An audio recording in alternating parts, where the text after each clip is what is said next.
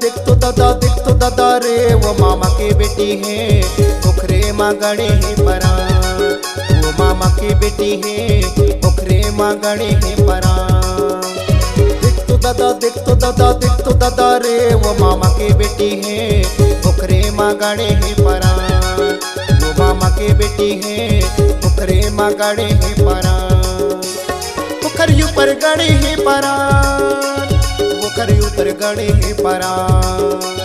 पोखरी ऊपर अटे के परा। पोखरी ऊपर अटे के परा।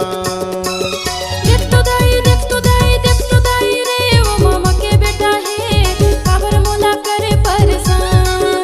वो मामा के बेटा है रोज मोला करे परेशान। देख तो दाई रे वो मामा के बेटा है काबर मोला करे परेशान। वो मामा के बेटा है रोज मोला करे परेशान। नाम तो सुना ही होगा, भूपेंद्र मरावी उपकेतला वाले। वापस धूम मचा के रख देंगे इस महफिल के अंदर।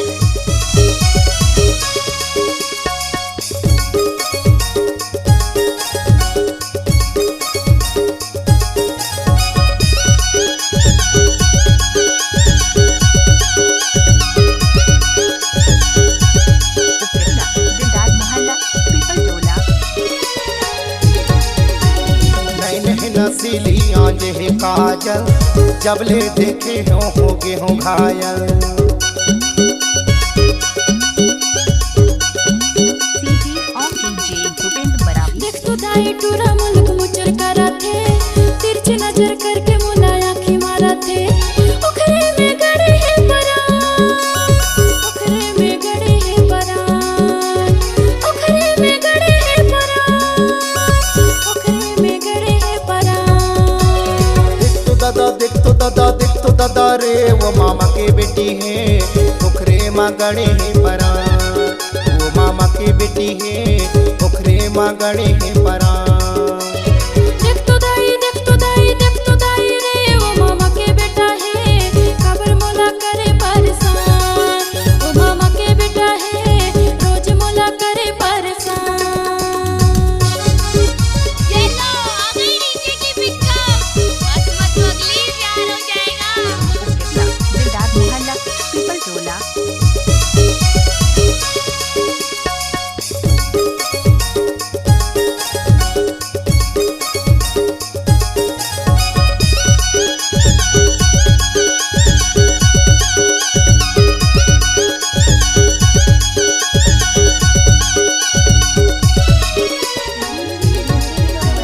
सोए रती हम दाई टूरा चले आते सपना माया के दाई मोला जगा देते।